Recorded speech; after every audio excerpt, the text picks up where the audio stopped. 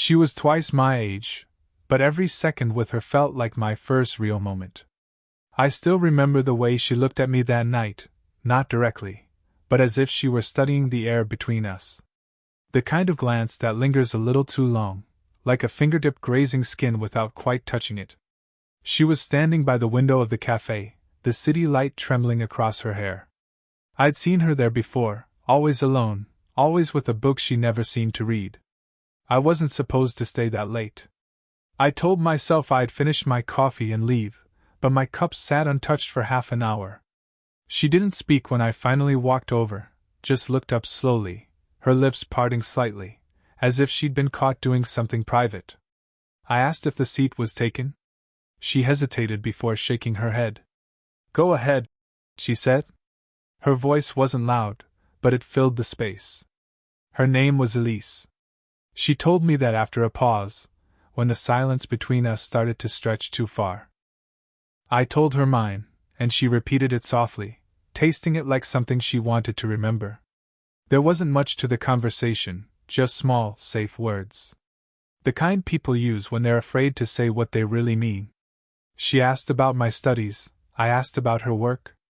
She smiled politely at my clumsy jokes, but her eyes, they said something else. Tiredness, maybe? Or a kind of loneliness that had learned to dress itself up as composure. Her hands fascinated me. They moved with purpose, folding a napkin, tracing the rim of her cup.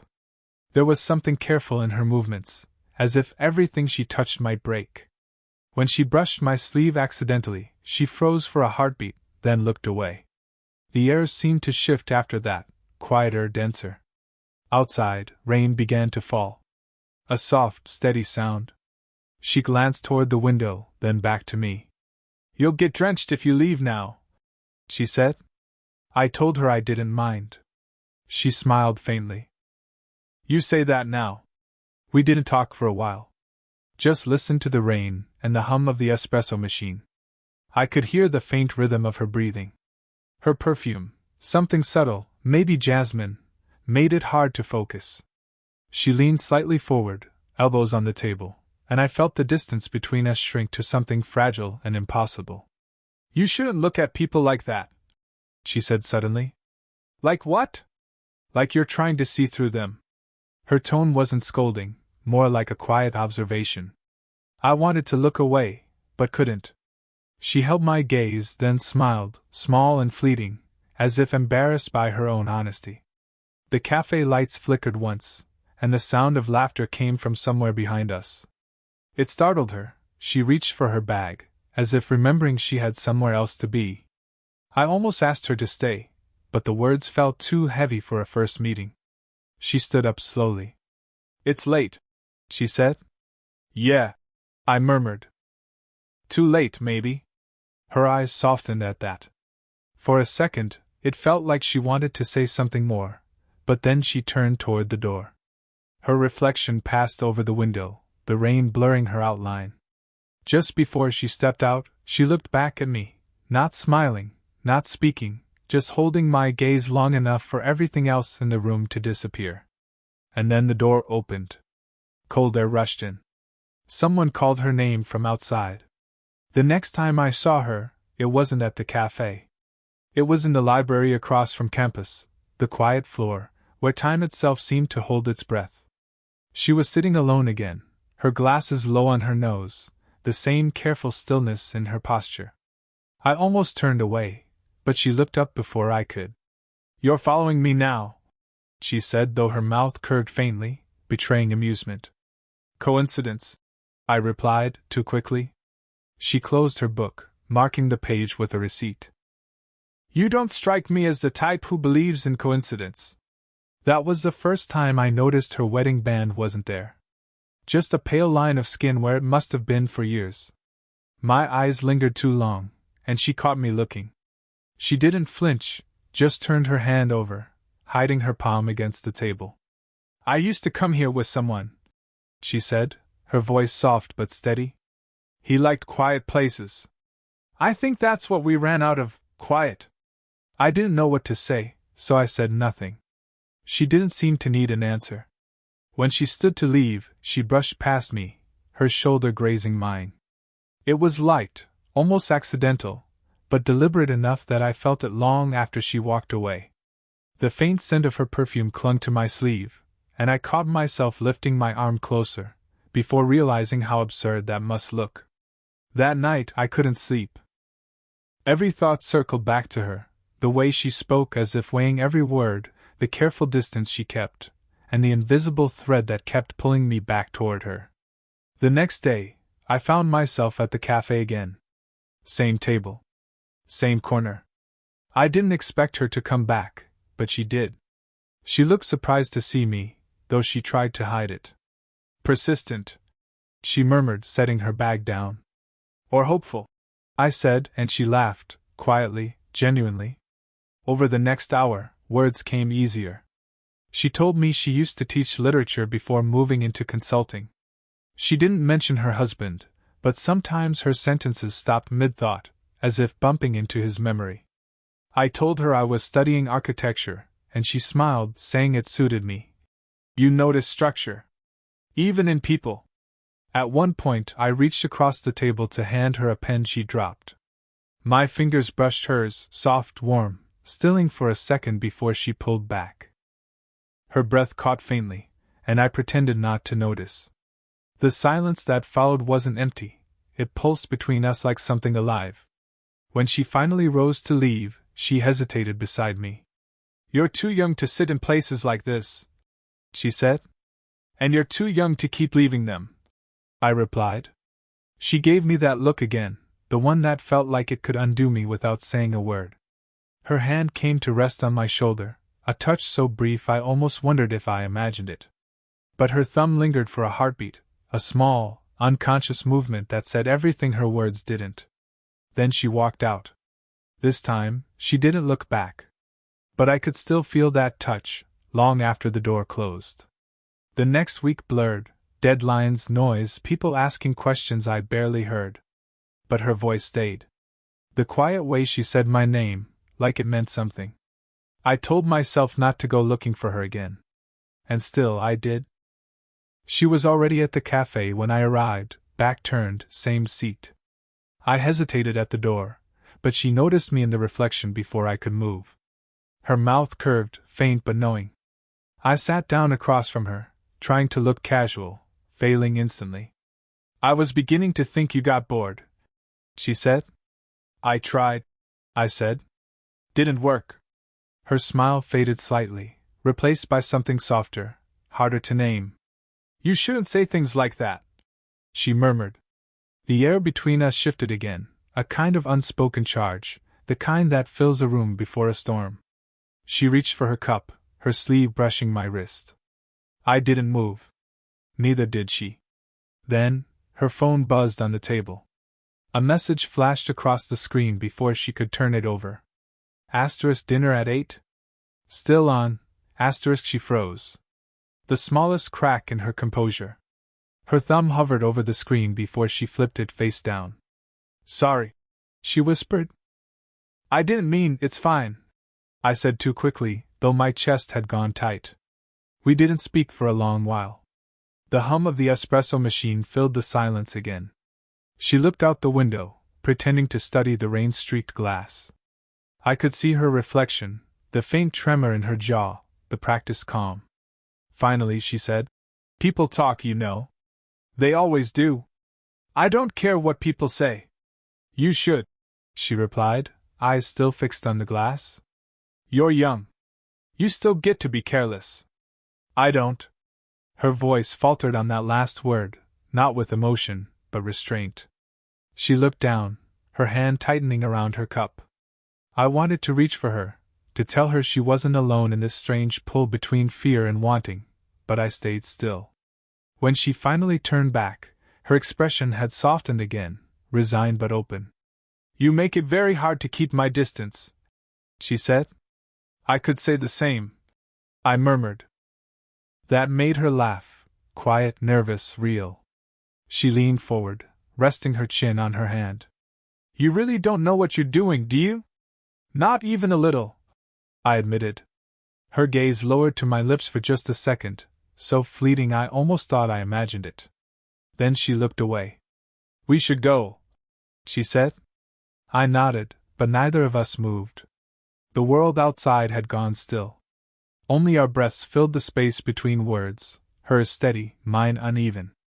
She reached for her bag, and as she did, her fingers brushed my hand again, slow, lingering this time. She didn't pull back right away. Then the door opened. A rush of laughter, familiar voices, a group of my classmates. I jerked my hand away, heartbeat sharp in my throat. Elise glanced at them, then back at me, her eyes suddenly distant. Go, she whispered. Before they see. I hesitated.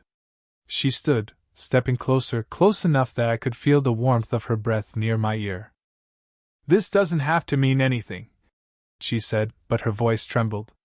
And then she left, slipping past me, her scent trailing behind, leaving the air heavy and impossible to breathe. Rain had followed us for days, soft at first, then relentless. Maybe that's why I wasn't surprised when she opened her door with her hair damp, eyes shadowed with something that looked like regret. She hadn't meant for me to come, not really. The message she sent was brief. If you're nearby, stop in. I told myself it was casual. It wasn't. Her apartment smelled faintly of cedar and coffee. A record played low in the background, something old and slow. She moved about the room, restless, rearranging books that didn't need rearranging. You shouldn't be here, she said, though she didn't sound convinced. I can leave, I offered. She turned, meeting my gaze. You won't. Her sweater slipped off one shoulder as she crossed her arms, the motion unguarded, intimate in a way that made the air thinner. This isn't fair to you, she said. Or to me. I wanted to ask why it had to be unfair, but her tone made me quiet. She stepped closer, stopping just a breath away. I could see the faint pulse in her throat, the way her hands tightened against her sides. I keep trying to forget you, she whispered. You keep showing up. I don't mean to, I said. I just. She cut me off with a look. Don't finish that. Her eyes glistened, though she wasn't crying. She reached up, brushed a strand of hair behind her ear, a small, trembling gesture. My hand moved before I could think, touching her wrist, stilling it. Her skin was warm, almost feverish. For a moment, neither of us breathed. She stepped closer, her face inches from mine. I could smell rain on her skin, the faint sweetness of her perfume. Her breath hitched when I whispered her name. Elise! She closed her eyes at that, like the sound of it hurt. You don't understand what this would cost me. Then tell me, I said. I can't. Her voice broke, quiet and raw. I could feel her struggling between wanting and restraint, the battle tightening in every muscle. She lifted her hand, hesitating midair before letting her fingers graze my cheek, barely a touch, but it felt like too much. My heartbeat stuttered against the quiet. When she spoke again, her voice was low, almost a confession. You make me feel awake again. And that terrifies me. I swallowed hard. Then maybe we're both scared of the same thing.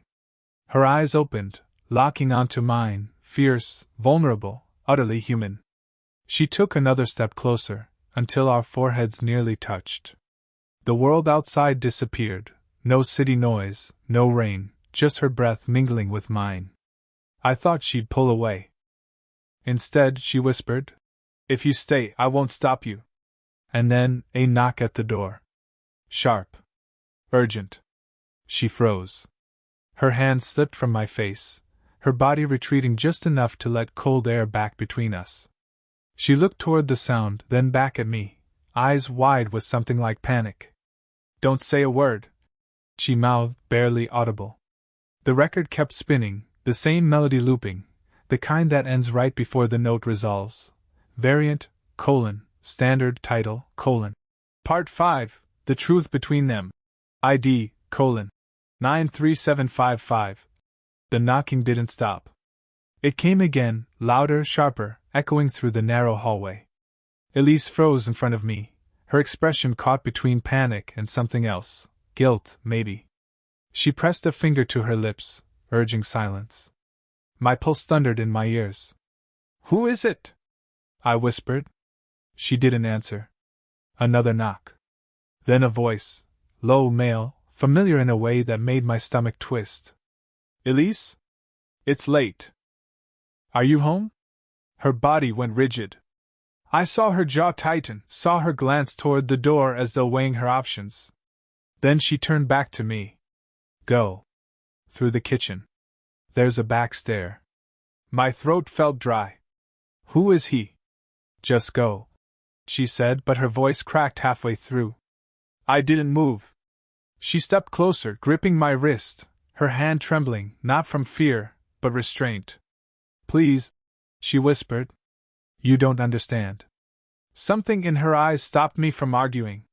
There was history there, heavy and unresolved.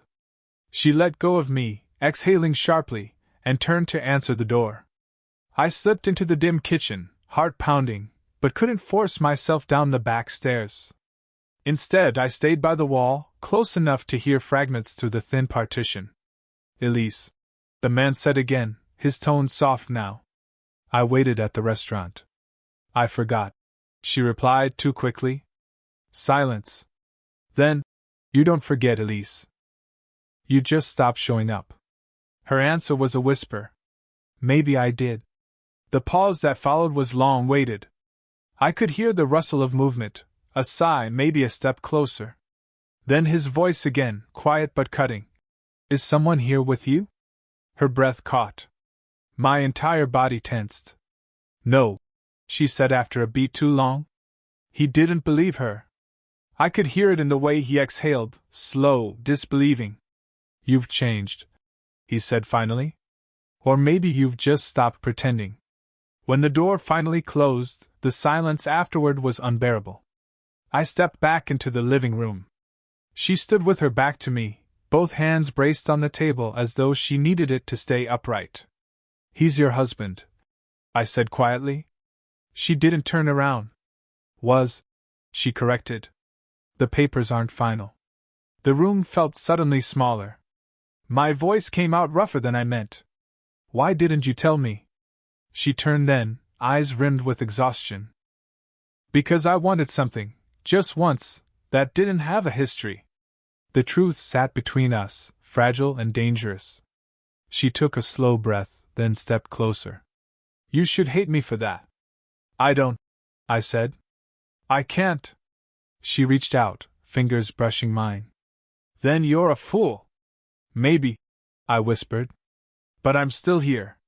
Her hand lingered in mine, trembling slightly, before she closed the space between us. "You shouldn't be," she murmured, voice unsteady. "Because if you stay now, there's no going back." Her words trembled with warning and invitation. She didn't move away. Neither did I. Variant, standard, title, Part 6, The Breaking Point. ID, 93756. She stood there, still trembling from what had just happened. The door had barely clicked shut, but the air hadn't settled. It was heavy, charged, a silence that knew too much. I wanted to reach for her, but something about her posture stopped me, her back straight, her breathing shallow, as if holding herself together took all her strength. When she finally turned, her eyes found mine, and whatever distance we had kept until now dissolved. "I don't know how to do this anymore," she said quietly.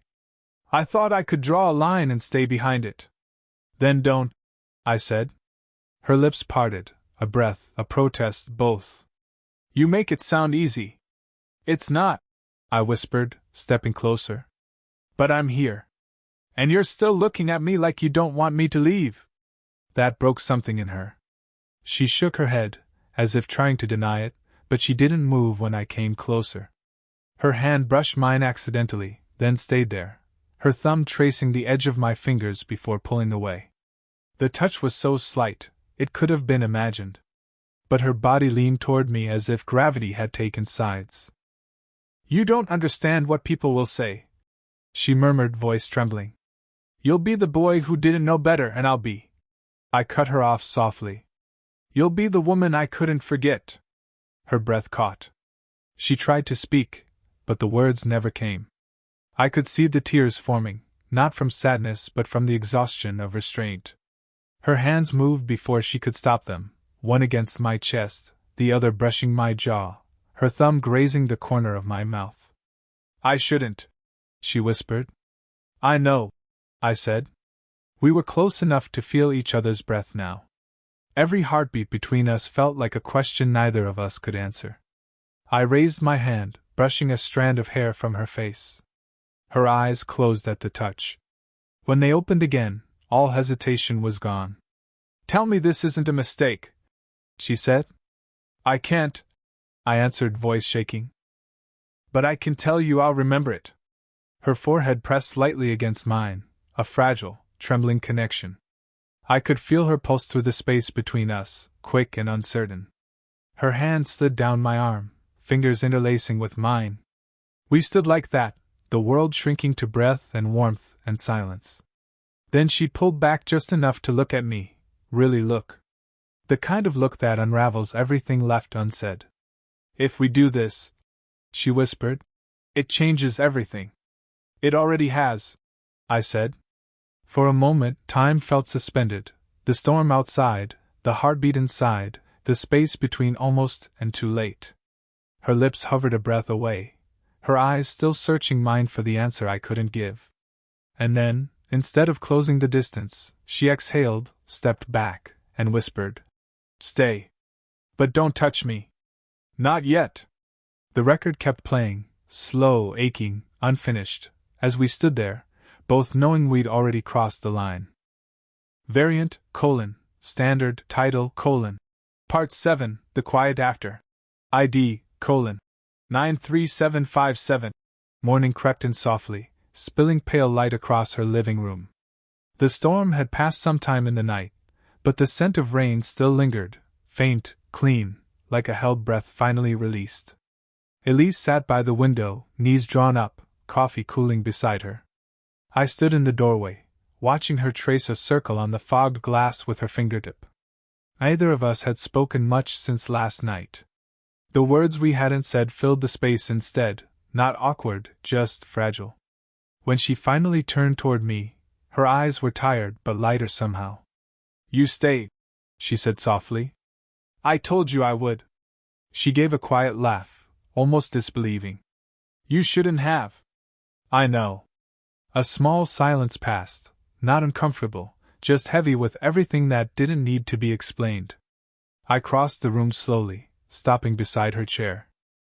The light caught the faint lines near her eyes, the soft streak of silver in her hair. She looked older, yes, but not in the way she feared. She looked real.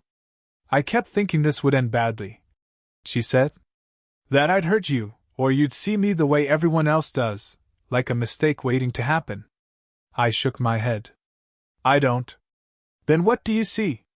Her question was quiet, but it held weight, like it mattered what I said next. I knelt down beside her, close enough to see the shimmer in her eyes. "I see someone who stopped pretending.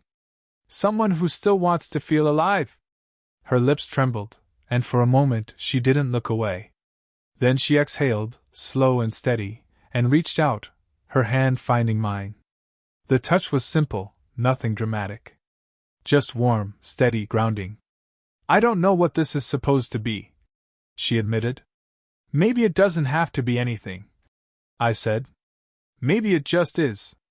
She smiled then, small, almost reluctant, but real. She leaned forward, resting her forehead against mine. Her skin was cool from the window, her breath faintly sweet with coffee. "You make everything sound easy," she whispered. I smiled back. "Only when I'm looking at you." We stayed like that for a long moment, just breathing the same air, saying nothing. Outside, the city stirred back to life, car doors, footsteps, the rhythm of morning. But here, time moved slower, quieter. Finally, she pulled back just enough to look at me. "You'll have to go soon," she said. "I know." Her thumb brushed my knuckles once before she let go. "Then let's not ruin it by saying too much." So I didn't. I just stood, leaned down, and pressed a slow kiss to her forehead, not an ending, but an understanding.